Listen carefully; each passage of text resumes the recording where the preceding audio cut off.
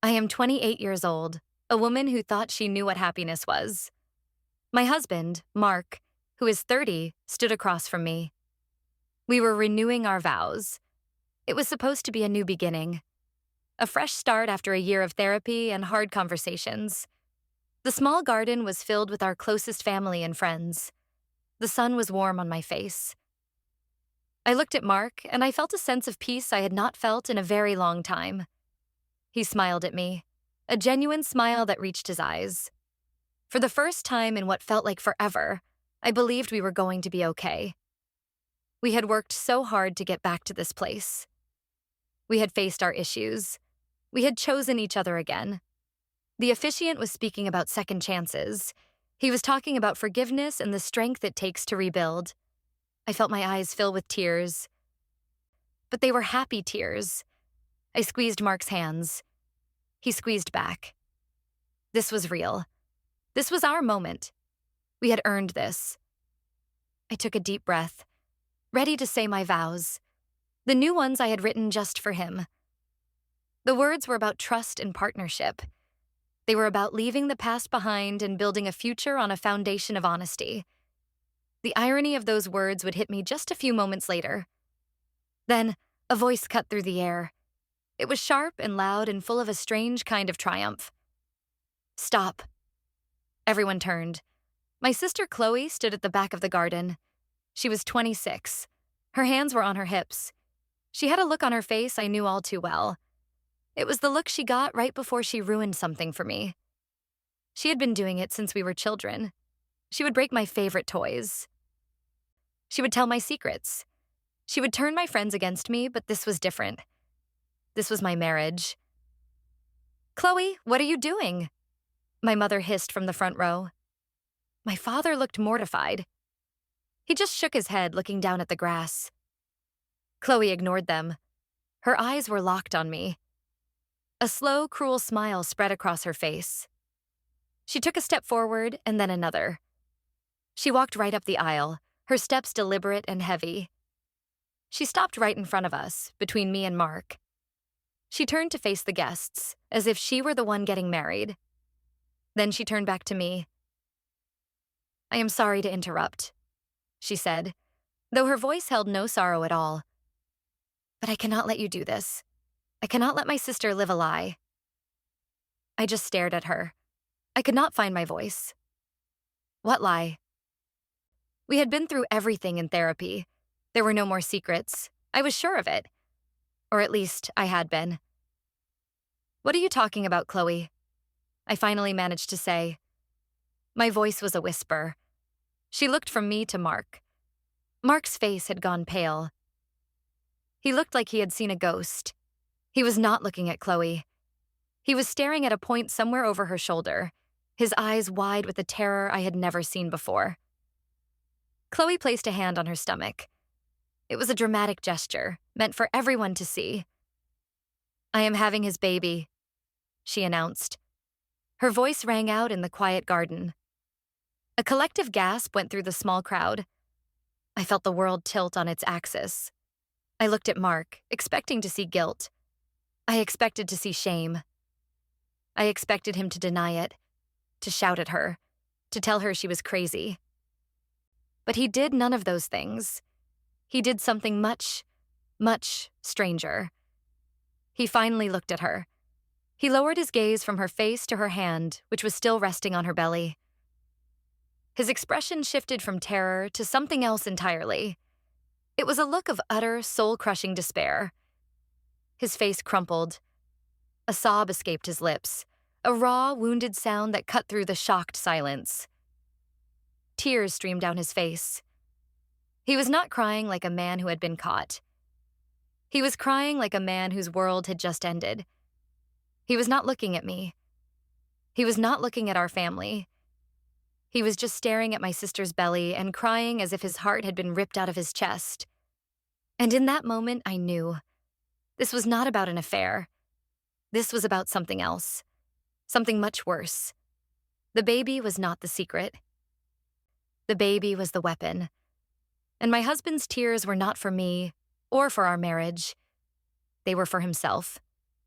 He had been trapped, and my sister had just sprung the lock. The ceremony was over. My old life was over. My new life, the one where I would find out the truth, had just begun. The garden erupted into chaos.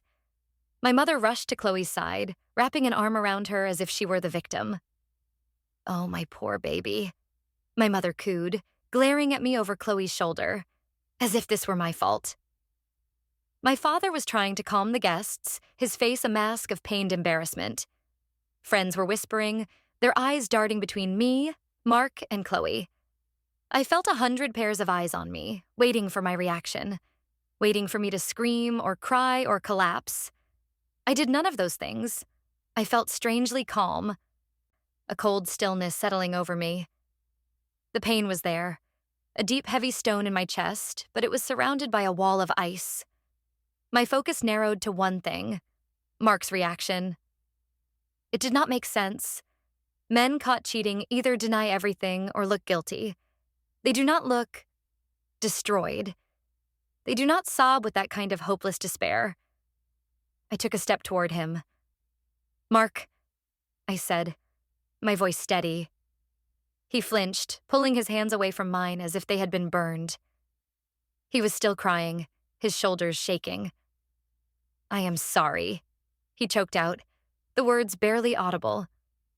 "I am so, so sorry." "Sorry for what?" I asked, keeping my voice level. "Did you sleep with my sister?" He shook his head frantically, but he would not meet my eyes. "It is not what you think," he sobbed. "It is so much more complicated." "Then explain it to me," I demanded. Before he could answer, my mother intervened. She guided Chloe toward a chair, all while shooting daggers at me. "Can you not see he is upset?" she snapped. "And your sister. Think about your sister. She is pregnant. She needs support, not an interrogation." I looked at my mother, at the blind favoritism that had defined my entire life. Chloe could set the world on fire, and my mother would blame someone else for giving her the matches. "My sister just blew up my marriage at my vow renewal ceremony," I said, the ice in my voice making her recoil slightly. "I think I am entitled to an interrogation." Chloe, from her chair, gave a little sniffle. "I did not want to do this," she said, her voice full of fake regret. "But I could not let you recommit to a marriage built on lies. Mark and I, we have a connection. We could not help it." A connection. That was what she called it. I looked at her, really looked at her. She was glowing with victory. This was the best day of her life. She had finally won. She had taken the one thing that was mine, the one thing I thought was safe from her. I turned my back on her. I walked over to Mark. I took his arm, my grip firm. "We are leaving," I said. It was not a request. He followed me without a word, his head bowed in shame. We walked past our stunned guests, past my furious mother and my triumphant sister. I did not look back. I led Mark to our car and pushed him into the passenger seat. I got in, started the engine, and drove away from the wreckage of my life. The silence in the car was deafening, broken only by his ragged breathing and quiet sobs. I drove for what felt like hours with no destination in mind. I just needed to put distance between us and them. Finally, I pulled over on a quiet side street. I turned off the engine. "Talk," I said. He just shook his head, staring out the window. "I cannot," he whispered. "You would not understand." "Try me," I said. "Because right now, all I understand is that my sister is claiming to be pregnant with your child, and you reacted like your life was over. That is not the reaction of a man in love. It is not even the reaction of a man who feels guilty. So what is it, Mark? What is really going on?" He turned to look at me, his eyes red and swollen. "She promised me," he said, his voice cracking. "She promised she would not do this. She promised it was over." "What was over?" I pressed. "The affair?" "There was no affair," he said, his voice rising with a desperate edge. "I never touched her. I swear to you, I never touched her." I wanted to believe him. I really did. But the evidence was standing in my parents' garden with her hand on her belly. Then explain the baby, Mark, I said softly. Explain the baby. He buried his face in his hands. I cannot, he mumbled into his palms. She will ruin me. She will ruin everything. It was then that I overheard it. My phone had been buzzing nonstop since we left. I had ignored it. But a voicemail notification popped up. It was from my cousin Lisa, who had been at the ceremony. I played it on the car's speaker without thinking. Her voice was a hushed whisper. I do not know what is going on, she said. But after you left, I heard your mom talking to your dad. She was furious. She said, I cannot believe Chloe did it that way. She told him the real reason last week. He knew this was coming. What real reason? I thought you should know. The message ended. I looked at Mark. His head shot up, his eyes wide with panic. He had heard it too. He knew. He knew this was coming. What real reason, Mark? I asked, my voice dangerously quiet. What did my sister tell you last week? He started shaking his head again, a low moan escaping his lips. It is a trap, he whispered. It has all been a trap. My mind started racing. A trap? The baby was a trap. His reaction was not grief over a lost love. It was the terror of a man who had been caught in a snare. And my sister was the one holding the rope. The betrayal was not a simple act of infidelity. It was a calculated plot. And my husband had walked right into it. He had not cheated on me in the way I thought. He had betrayed me in a way I could not yet comprehend. He had allied himself with my sister in a secret that was so terrible. The threat of its exposure had brought him to his knees. I knew then that I could not trust a word he said. If I wanted the truth, I would have to find it myself. And I would. I would unravel their twisted little secret, piece by piece. The drive home was silent. Mark seemed to be in a state of shock, staring blankly out the window. I was the opposite. My mind was clearer than it had been in years. The shock had burned away all the fog of emotion, leaving behind a cold, hard purpose. I needed to understand what had happened, not just for my marriage, but for myself. I needed to know the depth of the betrayal. When we got home, the house felt alien. The decorations for our post-ceremony celebration were still up. A banner reading "Forever and Always" hung mockingly in the living room. I walked over and tore it down, the sound of the paper ripping a small, satisfying violence in the quiet house. Mark watched me, his face pale. What are you doing? He asked. Getting rid of the lies, I said, crumpling the banner in my fist. I threw it in the trash. You can stay in the guest room. We have nothing to say to each other until you decide to tell me the truth. He opened his mouth to protest, then closed it. He looked defeated. He simply nodded and walked slowly up the stairs to the guest room, his shoulders slumped. He did not even try to fight for us. That told me everything I needed to know. Whatever secret he was keeping was more important to him than our marriage. I spent the next hour fielding calls from family. My mother called first. I hope you're happy, she began without even a hello. You have caused such a scene. Your poor sister is distraught. My poor sister? I asked, my voice dripping with disbelief. She is the one who stood up at my wedding and claimed to be pregnant with my husband's child. How am I the one who caused a scene? She is a sensitive girl, my mother said, a line she had been using to excuse Chloe's behavior for 26 years. She was overcome with emotion. You were always so hard on her. You should have been a more supportive sister. I felt a bitter laugh escape my lips. Supportive? You want me to be supportive of her trying to steal my husband? It is not stealing if he went willingly, my mother said, her voice turning sharp.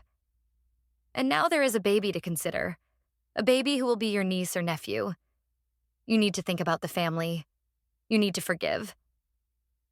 I realized then that she was not just making excuses for Chloe. She was actively on her side. She wanted me to step aside, to accept this, to make things easy for everyone. She wanted me to erase myself so Chloe could have what she wanted. It was the story of our lives. There is nothing to forgive until I know the truth, I said calmly. And I will find it out, with or without your help. I hung up before she could reply. My father called next. His tone was more apologetic, but the message was the same. This is a mess, he sighed. Your mother is trying to manage Chloe. Look, I know this is hard, but a grandchild changes things. We have to find a way to move forward, for the baby's sake. What about for my sake? I asked. Does anyone care about what I am going through? He hesitated. Of course we do, sweetheart, but this is a delicate situation. Chloe is fragile right now. Fragile.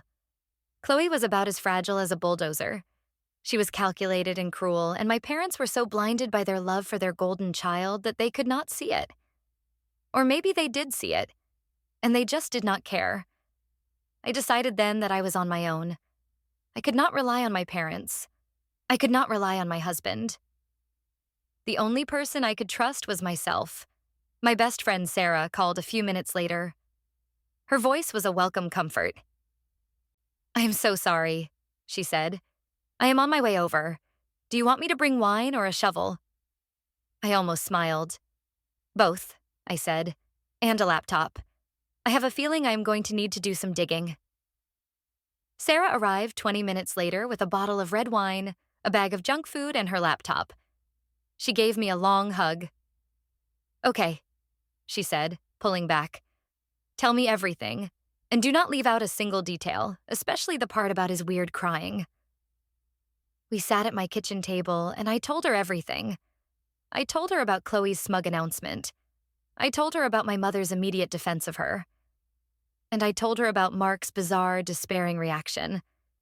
I played her the voicemail from my cousin Lisa. Sarah listened intently, her expression growing more and more serious. When I was done, she was silent for a long moment. Okay, she said finally. So let's break this down. Your sister claims she is pregnant by your husband. Your husband denies an affair but cries like he has been blackmailed, not caught. Your mother says he knew this was coming. This is not a simple affair. This is a conspiracy. That is what I think too, I said. But what is the conspiracy? What could she possibly have on him that is so bad he would rather let me believe he cheated than tell me the truth? Money, Sarah said immediately. It is almost always about money, or some other secret he does not want getting out.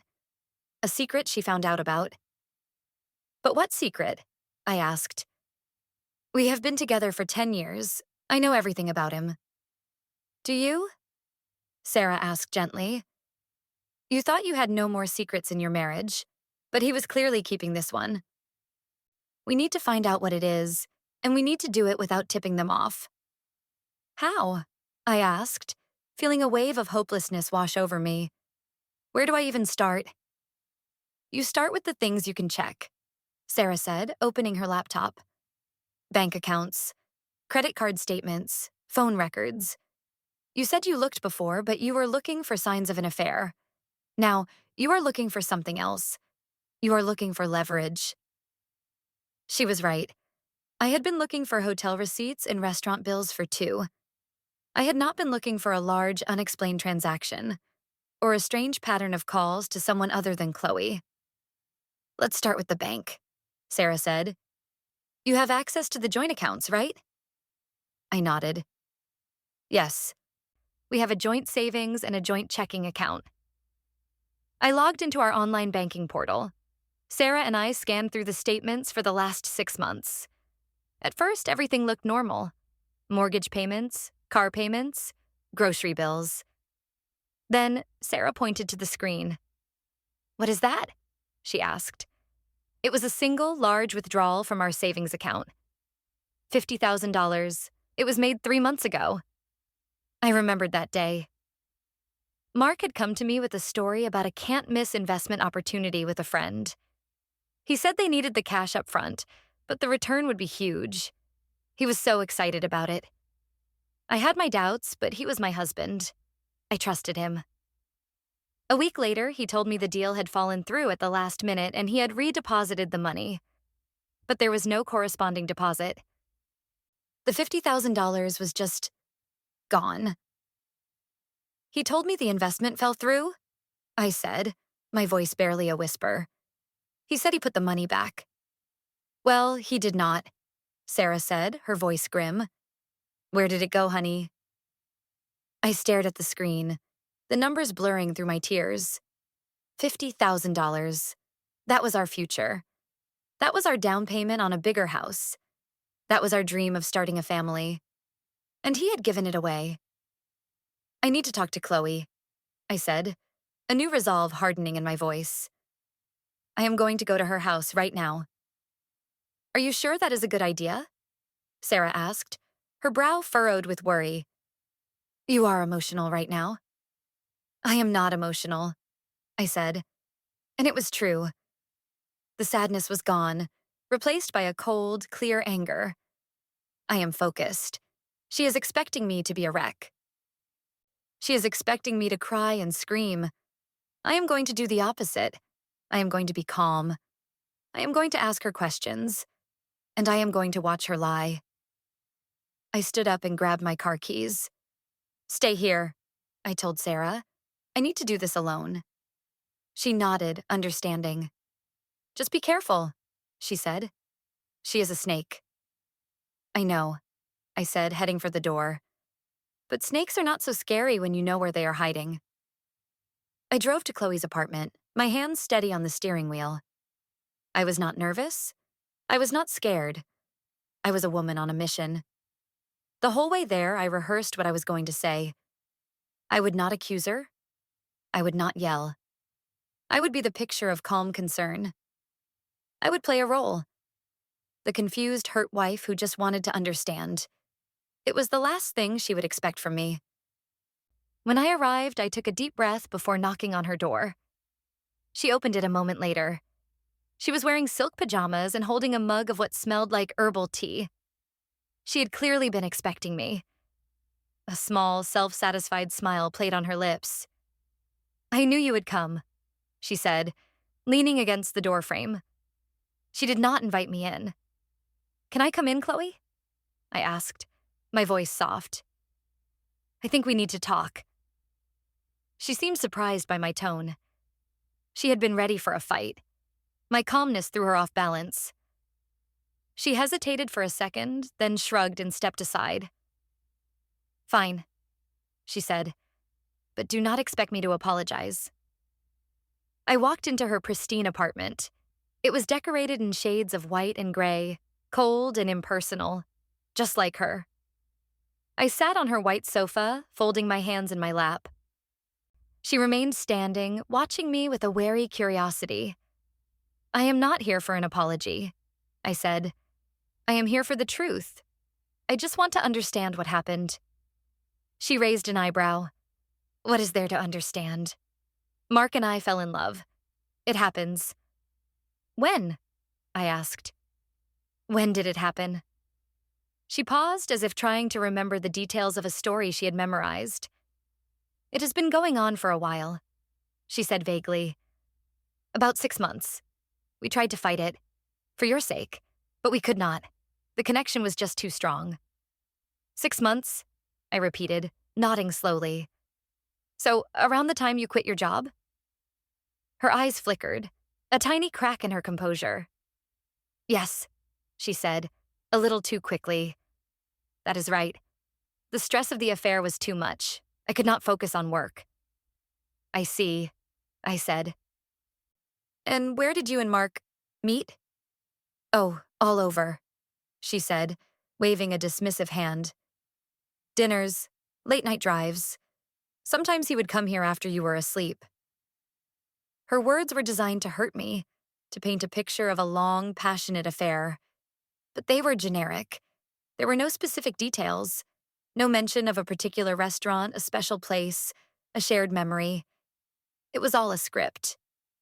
He must have bought you things, I said, keeping my tone conversational.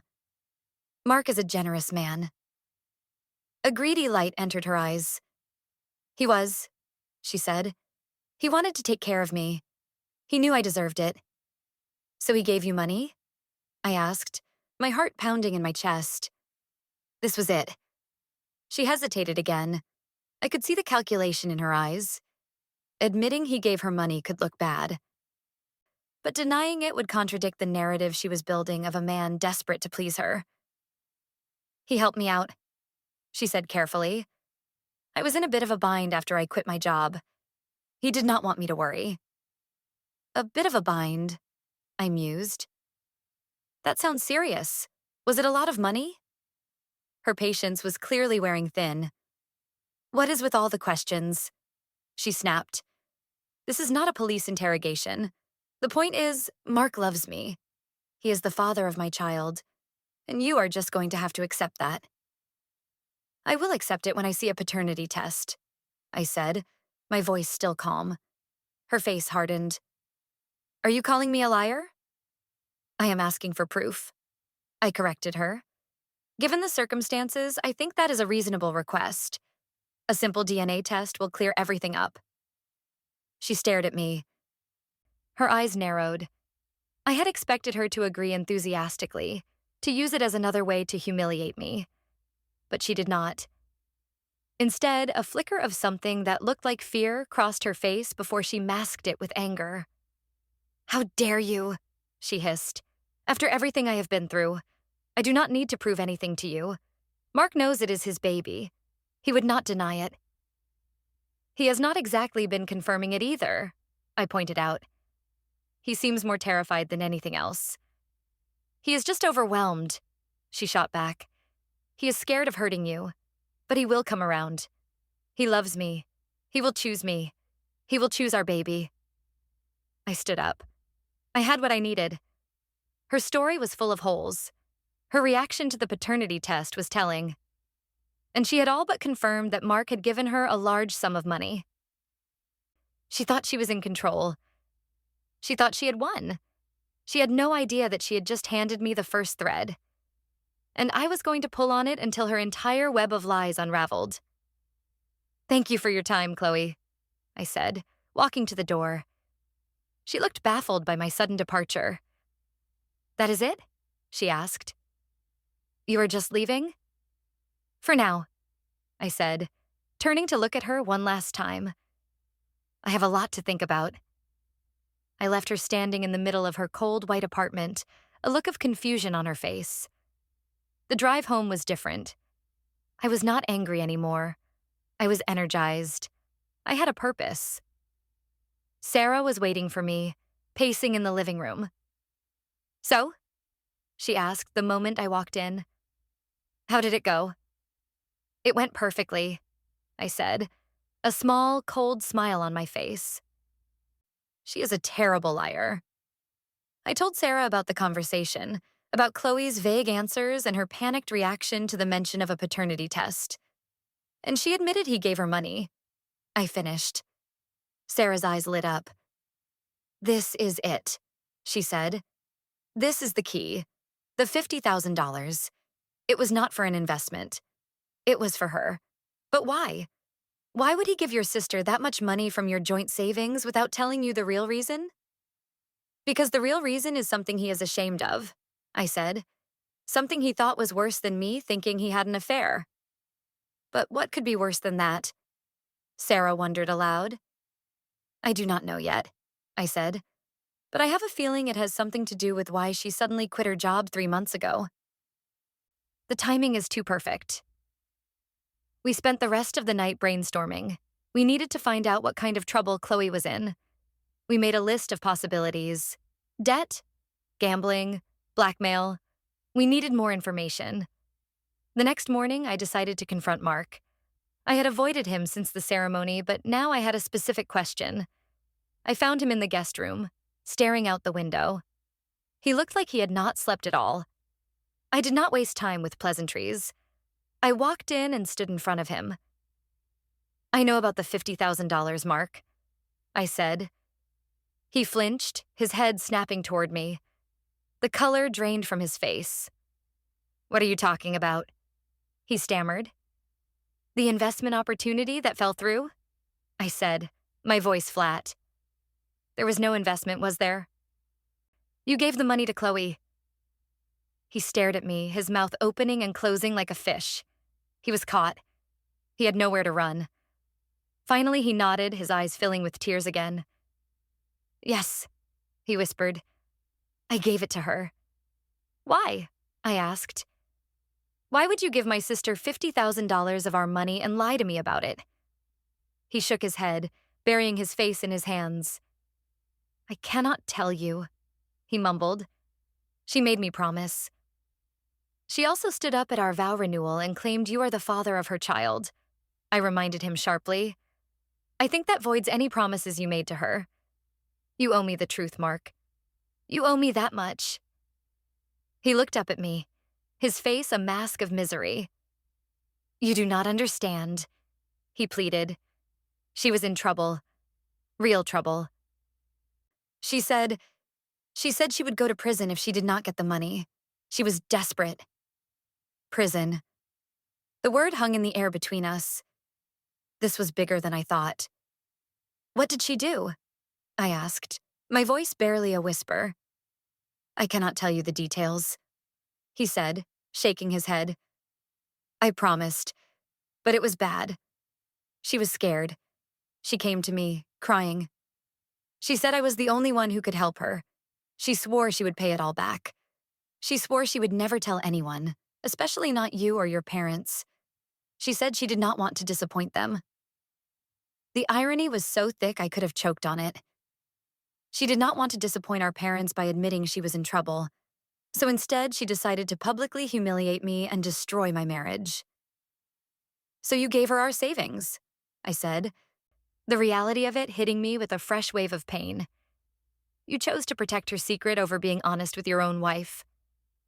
I thought I was doing the right thing, he said, his voice cracking. I was trying to protect everyone. I was trying to keep the family from falling apart. By lying to me? I shot back. By letting my sister hold this over your head? Because that is what this is it not? This whole baby story is blackmail. She took your money and now she wants the rest of your life. She is threatening to expose whatever she did unless you leave me and take care of her. He did not deny it. He just stared at the floor, his shoulders shaking. The truth was out. Or at least part of it was. He had not cheated on me. He had been blackmailed. But in a way, this felt worse. An affair was a betrayal of passion. A moment of weakness. This was a calculated decision. He had looked at our marriage, our future, our trust, and he had decided that my sister's secret was worth more. He had sacrificed me to save her. Why, Mark? I asked, my voice breaking for the first time. Why her? Why was she more important than me? It was not like that, he insisted, finally looking at me. I was just trying to fix it. I thought I could give her the money and it would all go away. I never thought she would do this. I never thought she would use it against me. When she stood up at the ceremony, that was the first I heard of the baby. I swear. When she told me she was in trouble, she never mentioned being pregnant. I believed him. It explained his reaction. The shock. The despair. It was the face of a man who realized his attempt to solve a problem had just created a much, much bigger one. He had tried to put out a small fire and had ended up burning the whole house down. So, you are not the father, I said. It was not a question.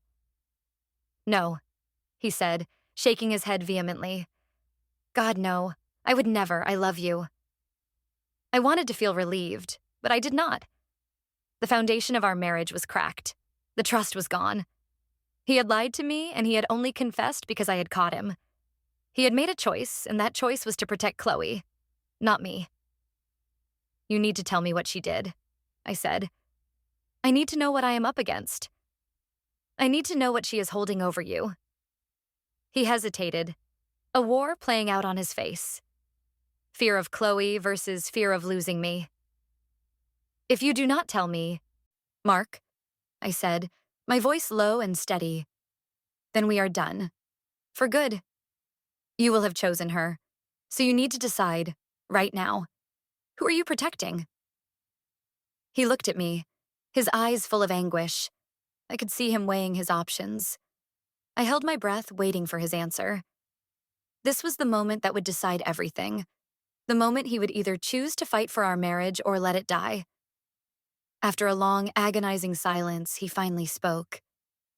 She stole money, he whispered, the words tumbling out in a rush. From her company. A lot of money. They found out. They were going to press charges. The $50,000 was to pay them back, to make them drop it. It was hush money. Embezzlement. My sister was an embezzler. Suddenly, everything made sense. Her quitting her job, her bind, her desperation, and her cruelty. She was a cornered animal, lashing out at anyone she could take down with her. And Mark had been her easy target. He had always had a soft spot for her, always seen her as a little sister he needed to protect. She had used that against him. She had manipulated his kindness and turned it into a weapon. Thank you for telling me, I said, my voice devoid of emotion. I turned and walked out of the room, leaving him standing there. I did not feel pity for him. I did not feel anger anymore. I just felt empty. I went downstairs and found Sarah. I told her everything Mark had confessed. She listened, her expression hardening with each word. So she is a criminal, Sarah said, a common thief, and she is using it to blackmail your husband. Yes, I said, and my husband let her. He gave her our money and kept her secret. What are you going to do? Sarah asked. A plan was beginning to form in my mind, a cold, clear, and methodical plan. Chloe thought she had all the power. She thought she had Mark trapped and me defeated. She was about to find out how wrong she was. I am going to get my money back, I said. And then I am going to expose her for exactly what she is. My resolve was solid. The time for being a victim was over. Chloe had started a war, but I was going to be the one to finish it. I needed proof. Mark's confession was just his word against hers. In a family that always sided with Chloe, that was not enough. I needed something concrete, something undeniable. The company she stole from, Sarah said, thinking aloud. Do you know which one it was? I nodded. A mid-level accounting firm downtown. She was a junior accountant there. Okay, Sarah said, typing on her laptop. They settled with her unofficially. That means they probably have a paper trail, a settlement agreement, emails, something. But you cannot just call them up and ask for it. She was right. They would never release that kind of information to a third party. I needed a different angle. I needed someone on the inside. Or at least, someone who could find a way inside. I thought about my family, my extended family. Was there anyone who could help? My mind landed on my cousin, Megan. She was a few years older than me. We were not close, but we had always been friendly. And most importantly, she was a forensic accountant. She specialized in uncovering financial fraud. She also had a healthy dislike for Chloe's entitled attitude. She had been on the receiving end of Chloe's snobbery at family gatherings for years. It was a long shot, but it was the only one I had. I found her number and called her. Hello? She answered, sounding surprised to hear from me. Megan, it is me, I said. I know this is out of the blue, but I need your help. It is a sensitive family matter.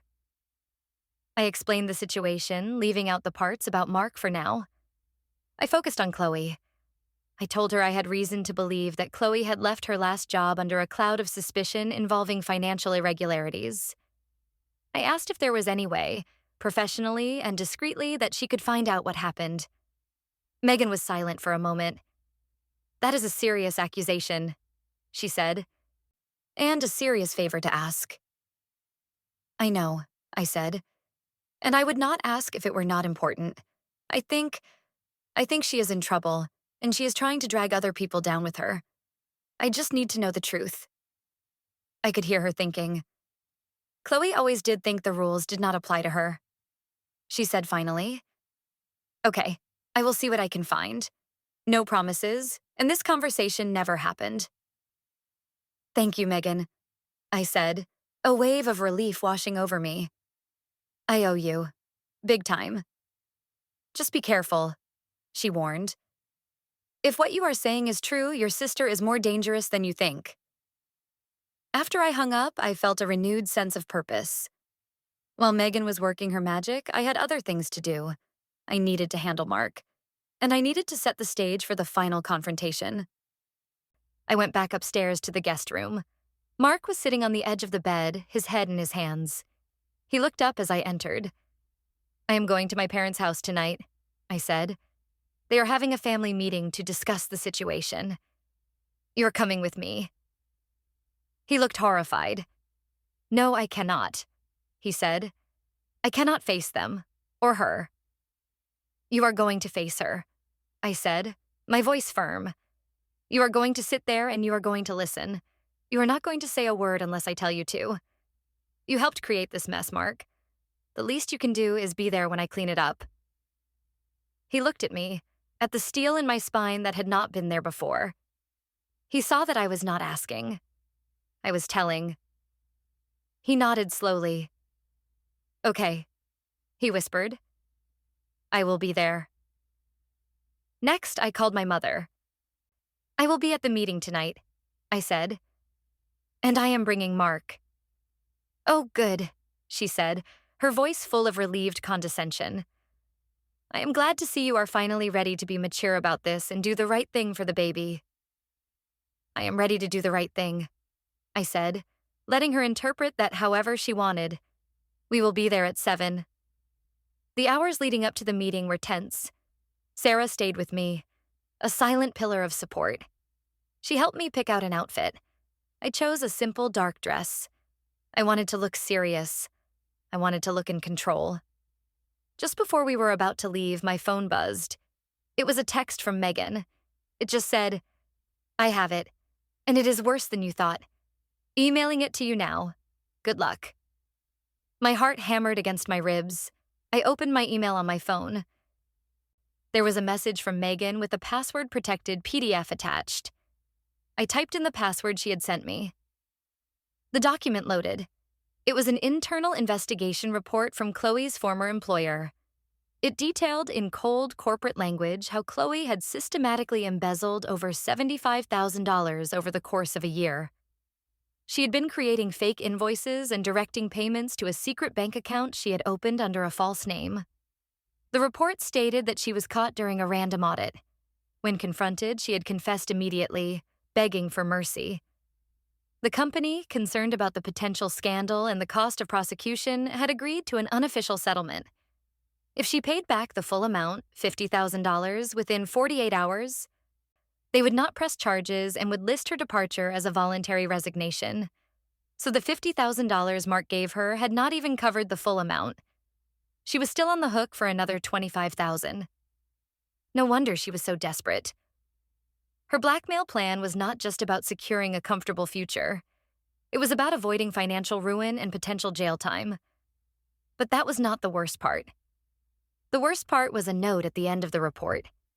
The head of the investigation had written that Chloe had shown no remorse. In fact, during her confession, she had tried to blame a senior colleague, claiming he had manipulated her. The company had investigated that claim and found it to be a complete fabrication. She had not just been a thief. She had been a malicious one, willing to destroy someone else's career to save her own skin. I saved the document to my phone. This was it.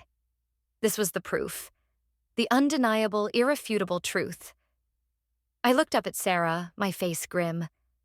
It is time, I said. Mark drove us to my parents' house. He was silent the whole way, his hands gripping the steering wheel so tightly his knuckles were white. I sat in the passenger seat, calm and focused. I went over the plan in my head one more time. I knew what I had to do. When we arrived, the scene was exactly as I had pictured it. My parents, my sister, all gathered in the living room. It was an ambush disguised as a family intervention. Chloe was sitting on the sofa, looking pale and delicate. My mother was fussing over her, fluffing a pillow behind her back. My father stood by the fireplace, looking uncomfortable. They all looked up as we walked in. My mother's face tightened when she saw me. Chloe gave me a look of pure triumph. She thought I was here to surrender. "Thank you for coming," my mother said, her voice dripping with false sincerity. "I know this is difficult, but it is time we all sat down and talked this through like adults." "I agree," I said, my voice even. I walked over and took a seat in the armchair directly across from Chloe. Mark stood awkwardly behind me, like a nervous bodyguard. "Now," my mother began, taking charge. "Chloe has told us everything. About her feelings for Mark, about the baby. And while the circumstances are unfortunate, we must focus on the new life that is coming into this family." She looked at me expectantly. "A family is built on forgiveness, dear. You and Mark have had your problems. Perhaps this is a sign that it is time to let go and move on." "Move on?" I asked. "What does that look like to you, Mom? Do I just step aside and let my sister have my husband?" "Of course not," my father interjected, stepping forward. "But you must be practical. There is a child involved. Responsibilities must be met. Mark needs to do the right thing by Chloe and the baby." The right thing. It was always about Chloe's needs, Chloe's wants. I was just an obstacle to be managed. Chloe finally spoke, her voice soft and full of practiced vulnerability. "I never meant to hurt you," she said, looking at me with her big, innocent eyes. "I love Mark, and he loves me. We did not plan for this to happen, but now we have a baby to think about. Our baby." She placed a hand on her stomach. The same gesture she had used at the ceremony. It was her power move, the thing she thought made her untouchable. I let the silence hang in the air for a moment. I let them all think they had won. I let them believe I was broken. Then I leaned forward. "I have a few questions," I said, my voice calm and clear. "If you do not mind." My mother looked annoyed. "I do not think this is the time for accusations." "They are not accusations," I said. "They are just questions for the sake of clarity. First, for you, Mark." Mark, who had been staring at the floor, jumped as if I had zapped him with electricity. He looked at me, his eyes full of fear. "Mark," I said, "a few months ago, did you take $50,000 from our joint savings account?" The room went silent. My parents looked at Mark, confused. Chloe's smug expression faltered for a second. Mark swallowed hard. He looked at me and I gave him a small, almost imperceptible nod. This was his one chance to start making things right. "Yes," he said, his voice hoarse. "I did." "And did you give that money to Chloe?" I asked, my gaze shifting to my sister. Chloe's eyes widened in panic. She shot a furious look at Mark. "Do not answer that," she hissed. "He already has," I said. "He told me everything, Chloe." My mother looked back and forth between us. "What is she talking about?" "Why would Mark give you $50,000? She asked Chloe. Chloe scrambled for a lie. He was helping me get set up," she stammered. "For the baby. He wanted to make sure we had a nice place to live." It was a plausible lie, but I was not going to let her get away with it. "That is a very generous gift," I said, "but that is not the real reason, is it? The money was not a gift. It was a payment. Is it not that right, Chloe? Was it not hush money to pay back the $75,000 you embezzled from your employer?" The words dropped into the room like a bomb. My parents stared at me, their mouths agape. My father looked like he was going to be sick. My mother just looked confused, as if I had started speaking a foreign language. Chloe's face went white as a sheet. "That is a lie," she shrieked, jumping to her feet. "She is making it up. She is trying to ruin my life because she is jealous." "Am I?" I asked, my voice dangerously soft. I pulled out my phone.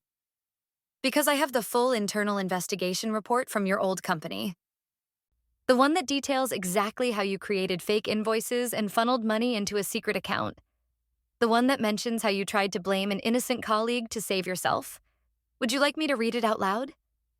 Or maybe I should just forward it to the district attorney's office. I am sure they would find it very interesting, especially since the settlement was unofficial. Chloe stared at my phone as if it were a venomous snake. The color had drained completely from her face. She was trembling.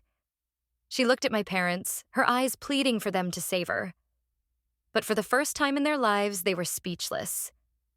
They were looking at their perfect daughter as if they had never seen her before. I was not done yet. I had one more card to play. The one that would end the game for good. I turned my attention back to her. "You have built this entire fantasy on one thing, Chloe," I said, standing up to face her. "This baby. This supposed child of yours and Mark's. You have used it as a shield and as a sword. But there is one small problem with your story." I paused, letting the tension build.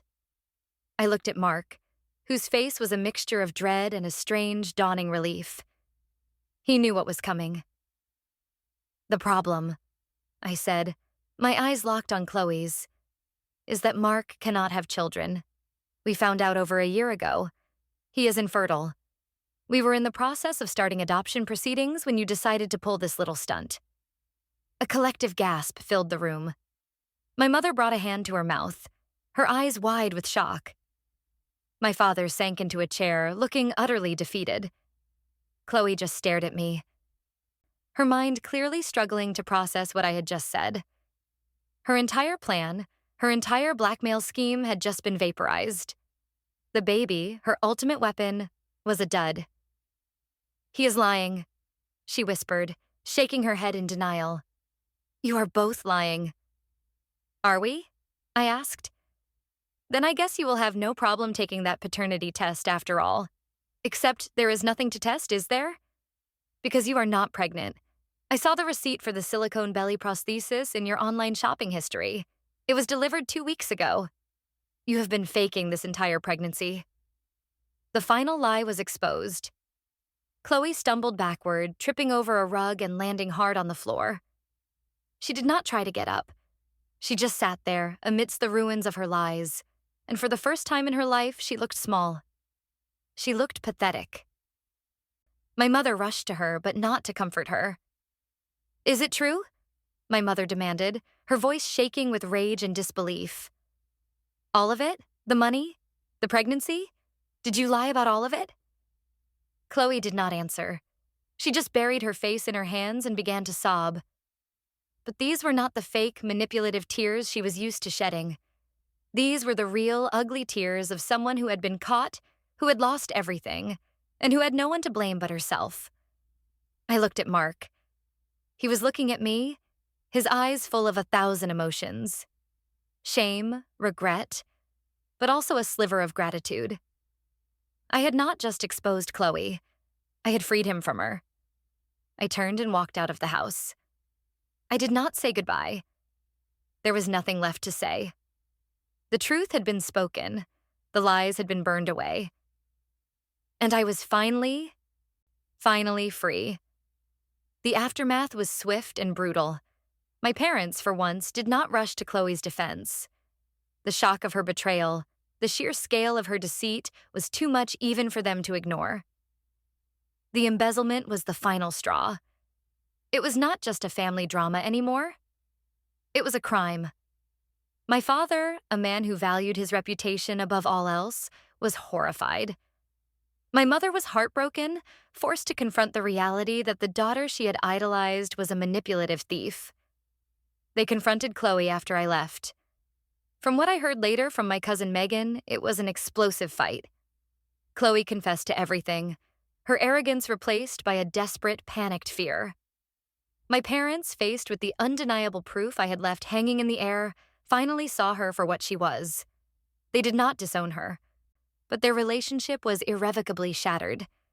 The blind adoration was gone, replaced by a mixture of shame, anger, and deep disappointment. They agreed to pay back the remaining $25,000 she owed to her former company to avoid a lawsuit, but they did it with a cold formality. They also agreed to pay me back the $50,000 Mark had taken from our savings. My father called me the next day, his voice heavy with exhaustion. "The money will be in your account by the end of the day," he said. I am so sorry for everything. We were wrong. We let our love for her blind us to the truth." It was the closest I would ever get to a real apology from him, and I accepted it. "Thank you, Dad," I said. As for Chloe, her downfall was complete. The company, while they had their money, was spooked by the whole affair. An anonymous tip, likely from a disgruntled employee who had heard the rumors, led to a formal police investigation into her time at the firm. Even with the money paid back, embezzlement is a serious crime. She ended up facing legal consequences. She avoided jail time, but she was sentenced to a long period of probation and community service. Her professional reputation was destroyed. She had to move out of her expensive apartment and back in with my parents, living under a cloud of their constant disappointment. The golden child had lost her shine. And Mark? He was adrift. He moved out of the house the day after the confrontation. We spoke a few times, mostly about the logistics of separating our lives. He was deeply remorseful, not just for the lie, but for the weakness that had allowed Chloe to manipulate him so easily. "I should have told you from the beginning," he said during one of our last conversations. "I was a coward. I was so scared of your family imploding, of what your parents would think, that I made the worst possible choice. I tried to protect a secret that was not mine to keep. And in doing so, I betrayed the only person I should have been protecting. You." I listened to him, and I knew he was sincere. But sincerity could not erase the breach of trust. He had made a choice. He had chosen to stand with my sister in a pact of secrecy against me. An affair would have been a betrayal of my body. This was a betrayal of my soul. It was a statement that, when it came down to it, his loyalty was conditional. "I know you are sorry, Mark," I said. "And I believe you. But I do not think I can ever trust you again. Not in the way a wife should trust her husband. We cannot go back to what we were." He accepted it with a sad resignation. We filed for divorce. It was quiet and uncontested. We sold the house and split the assets. I made sure my $50,000 was returned to me before anything else was divided. I moved into a new apartment, a small place that was all my own. It was quiet and peaceful. I started to rebuild my life, piece by piece. I focused on my work. I reconnected with friends I had neglected. I spent a lot of time with Sarah, who had been my rock through the entire ordeal. One evening, a few months after the divorce was finalized, Sarah and I were having dinner. "Have you heard from any of them?" she asked. "My parents call occasionally," I said. Our conversations are strained. They are trying to rebuild, but it is awkward. They do not know how to talk to me without mentioning Chloe, and they do not know how to talk about Chloe without the shame getting in the way. "And her?" Sarah asked. "Not a word," I said, "and I am grateful for that. I do not think I ever want to see her again." "Good," Sarah said firmly. "She does not deserve a place in your life." I looked around my new apartment. It was starting to feel like home. For the first time in a long time, I felt a sense of peace. The storm had passed. I had survived. More than that, I had fought back. I had refused to be a victim in my own story. Chloe and Mark and my parents had all expected me to crumble. They had underestimated me. They saw my quiet nature as weakness. They saw my willingness to forgive as a license to betray. They never imagined that beneath the surface there was a core of steel. They never thought I would be the one to uncover the truth and burn their world down with it. They thought the drama was about a baby, an affair, a broken heart. But it was about something more fundamental. It was about respect. And they had shown me none. So I had taken it for myself. The final lingering thought I had was not one of sadness or anger. It was a quiet, cold satisfaction. They had all learned a valuable lesson. They learned that my kindness was not a weakness to be exploited. They learned that my trust was not a toy to be played with. and they learned that silence is not always submission. Sometimes it is just the sound of a plan coming together. They had pushed me too far, and I had simply pushed back with the full, unforgiving weight of the truth, and it had been enough to shatter their world of lies forever. I was free, and they were trapped in the prison they had built for themselves. And that was the most perfect kind of justice I could have ever imagined.